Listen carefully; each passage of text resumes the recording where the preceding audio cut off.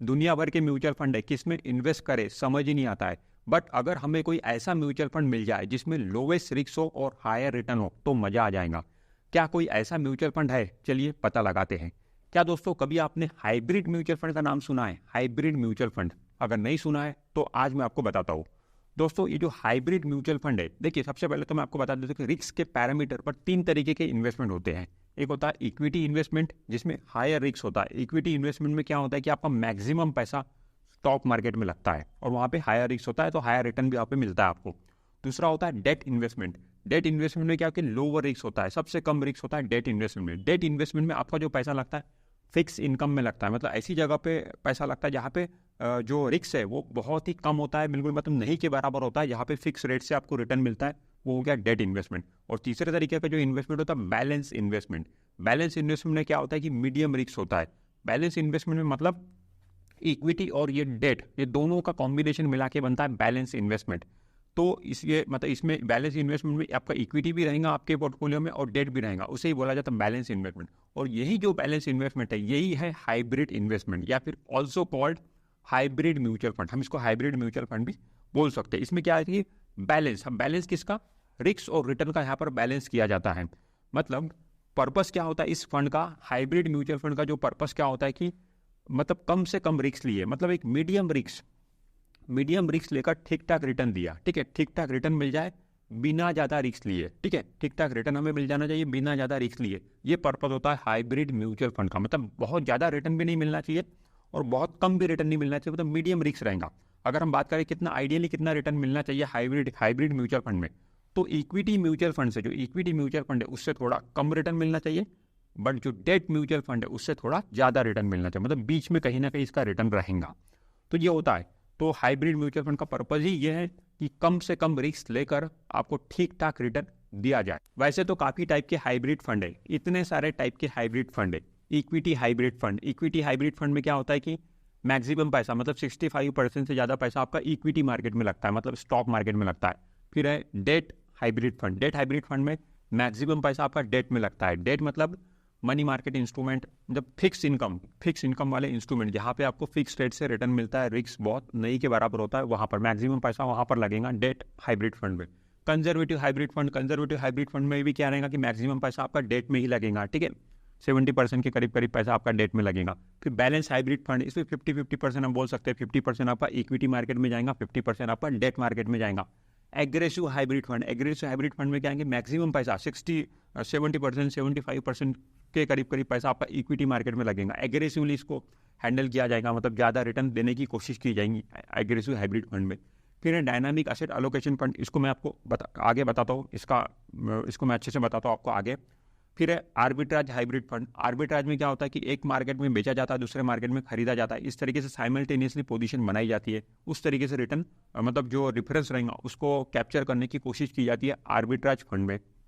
Multi asset allocation fund, multi asset, इसका नाम ही है मल्टी एसेट, मतलब एक से ज़्यादा असेट क्लास में यहाँ पर इन्वेस्टमेंट किया जाता है। इसमें इक्विटी भी रहेगा आपके पोर्टफोलियो में, डेट भी रहेगा, गोल्ड भी रहेगा, सिल्वर भी रहेगा, प्रॉपर्टी भी इसमें आती है। तो मल्टी एसेट, बहुत सारे असेट क्लास में इसमें पैसा लगाया जाता है। तो इतने टाइप के हाइब्रिड फंड है, बट इसमें से 3 कैटेगरी इंपॉर्टेंट है। वो कौन कौन सी 3 कैटेगरी इंपॉर्टेंट है? पहला है इक्विटी हाइब्रिड फंड, ये इंपॉर्टेंट है। दूसरा है डेट हाइब्रिड फंड और तीसरा है डायनामिक एसेट एलोकेशन फंड। ये 3 कैटेगरी इंपॉर्टेंट है, बाकी कैटेगरी को आप थोड़ा इग्नोर कर लीजिए। मैं इसको कट भी देता हूँ कि कंजर्वेटिव हाइब्रिड फंड को मैंने कट कर दिया, बैलेंस हाइब्रिड फंड को मैंने कट कर दिया, एग्रेसिव हाइब्रिड फंड को भी मैंने कट कर दिया, आर्बिट्राज फंड को भी मैंने कट कर दिया और मल्टी एसेट एलोकेशन फंड को भी मैंने कट कर दिया। तो 3 कैटेगरी हमारे पास में है अभी, इक्विटी हाइब्रिड फंड, दूसरा है डेट हाइब्रिड फंड और तीसरा है डायनामिक एसेट एलोकेशन फंड। अब देखिए ये 3 कैटेगरी आपको समझना बहुत जरूरी है, 3 कैटेगरी को आप ध्यान में रखें। इक्विटी हाइब्रिड फंड में जैसे कि मैंने आपको पहले भी बताया कि 65% मतलब मोर देन 65% पैसा आपका स्टॉक मार्केट में लगता है, मतलब इक्विटी में लगता है, और बाकी का बचा हुआ पैसा डेट में लगता है। डेट मतलब जैसे कि जहाँ पे फिक्स इनकम मिलती है, जैसे कि गवर्नमेंट सिक्योरिटीज़ हो गई, ट्रेजरी बिल हो गए, है ना, बॉन्ड हो गए, डिबेंचर्स हो गए, वहाँ पर पैसा लगता है जहाँ से आपको फिक्स रेट से रिटर्न मिलता है। तो यह रहेगा इक्विटी हाइब्रिड फंड। ठीक है, यहाँ पर अगर पैसा लगाओगे तो आपका मैक्सिमम पैसा स्टॉक मार्केट में जाएगा। दूसरा होता है debt hybrid fund. Debt hybrid fund में ये उन लोगों के लिए ज़्यादा अच्छा रहेगा डेट हाइब्रिड फंड जो कम रिस्क लेना चाहते हैं। इसमें क्या रहेगा कि आपका मैक्सिमम पैसा मतलब मोर देन 60% पैसा आपका डेट में लगता है। डेट मतलब यहाँ से कोई डेट मतलब वही बॉन्ड, डिबेंचर्स, ठीक है, गवर्नमेंट सिक्योरिटीज, ट्रेजरी बिल, वहाँ पर आपका मैक्सिमम पैसा लगेगा। तो ऑब्वियसली अगर रिटर्न की भी बात करें तो इसमें रिटर्न ज़्यादा मिलेगा लॉन्ग टर्म में, इसमें रिटर्न कम मिलेगा लॉन्ग टर्म में। ज़्यादा रिस्क लोगे तो ज़्यादा रिटर्न मिलेगा, कम रिस्क लोगे तो कम रिटर्न मिलेगा। ये तो रूल है स्टॉक मार्केट का। तो ये 2 कैटेगरी हो गई। इसके बाद में जो तीसरी कैटेगरी वो है डायनामिक एसेट एलोकेशन फंड। ये बहुत इंपॉर्टेंट है, ये वाला फंड बहुत इंपॉर्टेंट है, डायनामिक एसेट एलोकेशन फंड। जैसे कि इसका नाम ये डायनामिक, ये जो फंड है ये मार्केट कंडीशन के हिसाब से अपना रंग बदलता है। अगर इक्विटी मार्केट अच्छा चल रहा है तो ये इक्विटी हाइब्रिड फंड बन जाएगा, और अगर डेट मार्केट इक्विटी मार्केट अगर खराब चल रहा है तो ये फिर डेट हाइब्रिड फंड बन जाएगा। मतलब अभी मान लो कि अभी इक्विटी मार्केट बहुत अच्छा है, बहुत बूम पे है, 70,000 के ऊपर सेंसेक्स है, तो इस समय ये जो रोल प्ले करेगा मैक्सिमम पैसा मतलब अपना इक्विटी में डालेगा, स्टॉक मार्केट में डालेंगे ये लोग मैक्सिमम पैसा। फिर मान लो कल जाके इक्विटी मार्केट खराब होता है, कंडीशन आती है इक्विटी मार्केट की, तो इक्विटी मार्केट से पूरा पैसा निकाल के मतलब मैक्सिमम पैसा निकाल के ये लोग डेट में डाल देंगे। तो इस तरीके से ये कभी इक्विटी हाइब्रिड फंड का रोल प्ले करेगा, कभी डेट हाइब्रिड फंड का रोल प्ले करेगा। मतलब डायनामिक फंड मैनेजर जो है इसको डायनामिकली मतलब मैनेज करेंगे। तो इस तरीके का होता है ये डायनामिक एसेट एलोकेशन फंड। इसमें अगर आपका पैसा है तो इसमें मतलब ये नहीं होता कि जैसे कि फंड मैनेजर इंतजार नहीं करेगा कि जैसे कि इक्विटी फंड में कैसा है कि अगर इक्विटी फंड में पैसा लगा है तो मार्केट ऊपर है तो आपको अच्छा खासा रिटर्न दिखेंगे, मार्केट नीचे है तो आपको रिटर्न माइनस दिखेंगे, आपको फिर इंतजार करना पड़ेगा वापस से मार्केट ऊपर आने का। But dynamic asset allocation fund में वैसा नहीं है, मार्केट ऊपर है तो ये इक्विटी का रोल प्ले करेगा, आपको रिटर्न अच्छा दिया जाएगा। मार्केट नीचे है तो वहाँ से पैसा निकल कर डेट में चले जाएगा तो अब तो भी आपको रिटर्न अच्छा दिया जाएगा। मतलब कोशिश यहाँ पे की जाती है कि हर कंडीशन में मार्केट खराब हो अच्छा हो आपको ठीक ठाक रिटर्न दिया जाए। तो ये डायनामिक एसेट एलोकेशन फंड अच्छा है। तो अगर मैं भी आपको यही रिकमेंड करूँगा कि अगर आप हाइब्रिड फंड में जाना ही चाहते हो तो डायनामिक एसेट एलोकेशन फंड आपके लिए सही रहेगा। ठीक है, ये सही रहेगा। मतलब एक मीडियम इन्वेस्टर अगर कोई है 30 साल 40 साल का तो उसके लिए बिल्कुल सही रहेगा डायनामिक एसेट एलोकेशन फंड। अब सवाल यह है कि हाइब्रिड म्यूचुअल फंड में किन लोगों को पैसा इन्वेस्ट करना चाहिए। तो दोस्तों जो हाइब्रिड म्यूचुअल फंड है इसमें उन लोगों को पैसा इन्वेस्ट करना चाहिए जो कम जोखिम लेके, कम रिस्क लेके स्टॉक मार्केट से पैसा कमाना चाहते हैं। उन लोगों के लिए हाइब्रिड म्यूचुअल फंड बेस्ट है, जहाँ पे आपका रिस्क जो है वो मीडियम रहेगा और आपको मीडियम मतलब ठीक ठाक रिटर्न स्टॉक मार्केट से मिल जाएंगे। ज़्यादा रिस्क में आपको नहीं जाना है तो हाइब्रिड म्यूचुअल फंड आपके लिए अच्छा है। अब हाइब्रिड म्यूचुअल फंड में आप किन किन तरीकों से पैसा लगा सकते हो। तो लमसम भी लगा सकते हो, लमसम मतलब वन टाइम, ठीक है, वन टाइम अपने बड़ा अमाउंट एक साथ में लगा दिया, उस तरीके से भी आप हाइब्रिड म्यूचुअल फंड में पैसा लगा सकते हो। SIP भी कर सकते हो। SIP मतलब रेगुलर इन्वेस्टमेंट, मंथली, हर महीने आप थोड़ा थोड़ा 1,000 रुपये, 2,000 रुपये, 3,000 रुपये, जितने की भी आप SIP मतलब जिस तरीके से RD होती है रिकरिंग डिपॉजिट, उसी तरीके की SIP भी होती है। तो SIP के जरिए भी आप हाइब्रिड म्यूचुअल फंड में पैसा लगा सकते हो।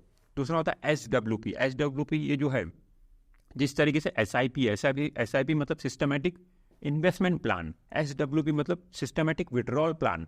इसमें क्या रहेगा कि SWP कैसा होता है कि इसमें आप हाइब्रिड फंड में आपने लमसम पैसा डाल दिया, लेट्स टेक मान लो 10 लाख रुपए डाल दिया या 20 लाख या 50 लाख डाल दिया। फिर आप क्या कर सकते हो, वहाँ से हर महीने कुछ पैसा विड्रॉल कर सकते हो। मतलब अगर आपको विड्रॉल करना तो 5% के करीब आप हर महीने वहाँ से विड्रॉल करिए। FD जितना रेट FD का उतना पैसा आप वहाँ से हर महीने विड्रॉल कर सकते हो। उससे क्या होगा कि आपको रेगुलर इनकम मिलेंगी। कई लोग ऐसे होते हैं कि जिनको ग्रेच्युटी के रूप में पैसा मिलता है, लमसम पैसा उनके पास में आ जाता है, 50 लाख एक साथ में आ गया, 1 करोड़ एक साथ में आ गया, तो पूरा पैसा आप हाइब्रिड म्यूचुअल फंड में डाल दीजिए और वहाँ पे SWP लगा दीजिए।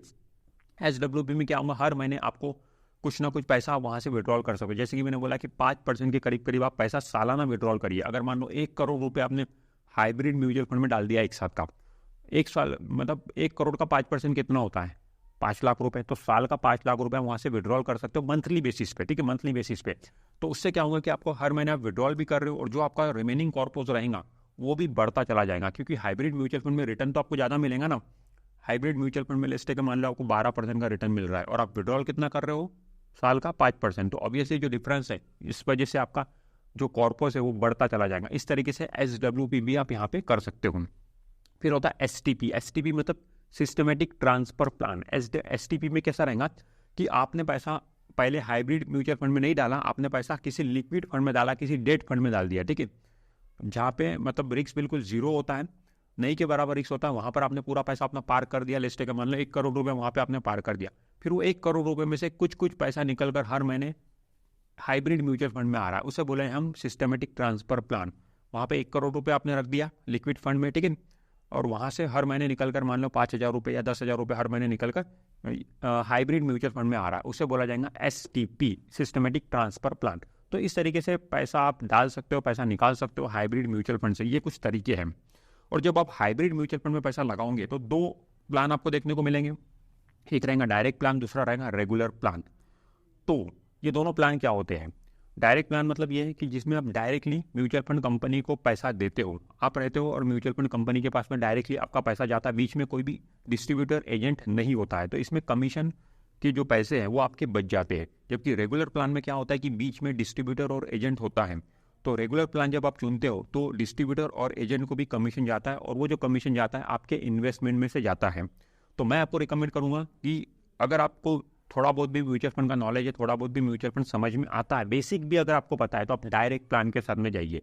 डायरेक्ट प्लान और रेगुलर प्लान में 1% के रिटर्न का डिफरेंस होता है करीब करीब, और ये जो रिटर्न का डिफरेंस है 1% आप बोलेंगे बहुत मामूली है, बट इसको हम लॉन्ग टर्म में जब देखते हैं तो लाखों रुपए का डिफरेंस आता है रिटर्न में।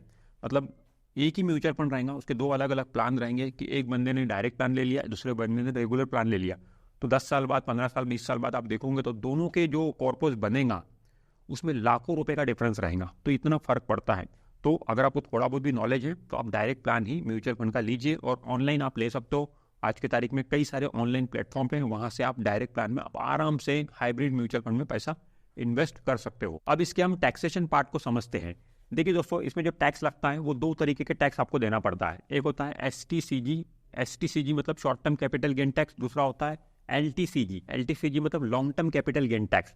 ये जब हम टैक्सेशन की बात करते हैं म्यूचुअल फंड में, तो 2 कैटेगरी इसमें रहेंगी। पहली रहेंगी इक्विटी कैटेगरी, दूसरी रहेंगी डेट कैटेगरी। चाहे वो कोई भी म्यूचुअल फंड हो, जैसे कि मैंने आपको हाइब्रिड म्यूचुअल फंड के भी बहुत सारे टाइप्स बताया हो, वो कोई भी म्यूचुअल फंड रहने दो, वो या तो डेट कैटेगरी में आएगा या तो फिर इक्विटी कैटेगरी में आएगा, कोई भी रहे वो।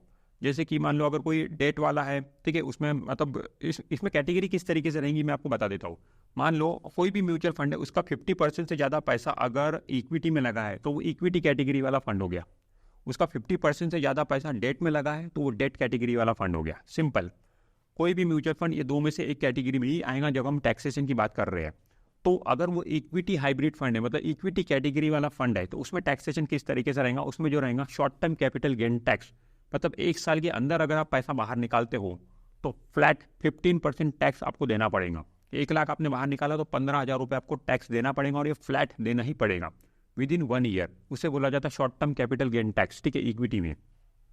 और long term capital gain tax मतलब 1 साल के बाद में अगर आप पैसा बाहर निकालते हो तो आपको 10% टैक्स देना पड़ेगा, ठीक है, 10% टैक्स। बट यहाँ पे आगे लिखा हुआ है exempt up to 1 lakh. 1 lakh रुपए के प्रॉफिट पर कोई भी टैक्स आपको देने की जरूरत नहीं है। इसका मतलब ऐसा है कि मान लो आपने 1 साल के बाद आप पैसा बाहर निकाल रहे हो म्यूचुअल फंड से, और आपको जो मुनाफा हुआ वो 1 लाख का मुनाफा हुआ, ठीक है, तो आपको कोई भी टैक्स देने की जरूरत नहीं है, क्योंकि 1 लाख तक एग्जेम्प्ट है। 1 लाख के ऊपर जो भी आपका प्रॉफिट रहेगा उस पर आपको 10% देना है। मान लो आपको 1.5 लाख रुपए का प्रॉफिट हुआ, ठीक है, तो 1 लाख रुपए पर तो आपको कोई भी टैक्स देने की जरूरत नहीं है। जो एडिशनल 50,000 रुपए का आपको प्रॉफिट हुआ उस पर आपको 10% टैक्स देना पड़ेगा। 10% मतलब 5,000 रुपये आपको टैक्स देना पड़ेगा। तो इस तरीके से रहेगा टैक्सेशन का सिस्टम इक्विटी वाले कैटेगरी में। जो डेट हाइब्रिड फंड रहेंगे या फिर डेट म्यूचुअल फंड रहेंगे उसमें टैक्सेशन किस तरीके से रहेगा, उसमें जो पीरियड है वो अलग है। इक्विटी वाले जो कैटेगरी में पीरियड है शॉर्ट टर्म के लिए विदिन 1 साल का है, 1 साल के अंदर, 1 साल के बाद, ठीक है, इस तरीके से है। डेट वाली कैटेगरी में जो पीरियड है वो है विदिन 3 ईयर्स आफ्टर 3 ईयर्स, मतलब 3 साल के अंदर जो रहेगा उससे बोला जाता है short term capital gain tax. 3 साल के बाद वाली जो रहेंगे उससे बोला जाएगा long term capital gain tax. अब देखिए, डेट हाइब्रिड फंड से आप 3 साल के अंदर अगर आप पैसा बाहर निकालते हो तो जितना भी आपका मुनाफा होगा वो जो मुनाफा रहेगा वो आपके टोटल इनकम में जाके ऐड हो जाएगा, और फिर आपका जो इनकम टैक्स का स्लैब रेट है उसके हिसाब से आपको टैक्स यहाँ पे लगेगा। जो भी आपका कैपिटल गेन यहाँ पे हुआ, कैपिटल गेन रहेगा ना, ये जो भी कैपिटल गेन रहेगा आपका टोटल इनकम में ऐड होगा, और आपके इनकम टैक्स स्लैब रेट के हिसाब से आपको यहाँ पे टैक्स लगेगा, ठीक है। 3 साल के अंदर अगर आप पैसा निकालते हो डेट म्यूचुअल फंड से, तो 3 साल के बाद में अगर आप पैसा निकालते हो तो आप आ जाते हो long term capital gain tax की ब्रैकेट में, ठीक है। तो यहाँ पे जो टैक्स लगता है वो लगता है 20%, मतलब 3 साल के बाद में आपने पैसा निकाला तो जो भी मुनाफा रहेगा उस पर आपको 20% टैक्स देना पड़ता है विथ इंडेक्सेशन बेनिफिट। अभी इंडेक्सेशन बेनिफिट ये एक अलग टॉपिक हो जाता है, वहाँ पे कुछ इंडेक्सेशन का बेनिफिट वगैरह मिलता है, मतलब इन्फ्लेशन को वहाँ पे एडजस्ट किया जाता है, ठीक है। तो आप मान के चलिए कि 20% वहाँ पे आपको टैक्स लगता है, या आफ्टर 3 ईयर, जब 3 साल के बाद में आप पैसा निकालोगे तो इस तरीके का टैक्सेशन रहेगा। तो दोस्तों ये हो गया टैक्सेशन का, हमने टैक्सेशन को भी इस तरीके से समझ लिया। तो दोस्तों इस वीडियो में हमने बात की हाइब्रिड म्यूचुअल फंड के बारे में, ठीक है। तो मुझे उम्मीद है कि आपको बहुत कुछ समझने मिला होगा इस वीडियो में। अगर वीडियो अच्छा लगा तो वीडियो को लाइक करिए, चैनल को सब्सक्राइब करिए। हम मिलते हैं नेक्स्ट वीडियो में। Thank you.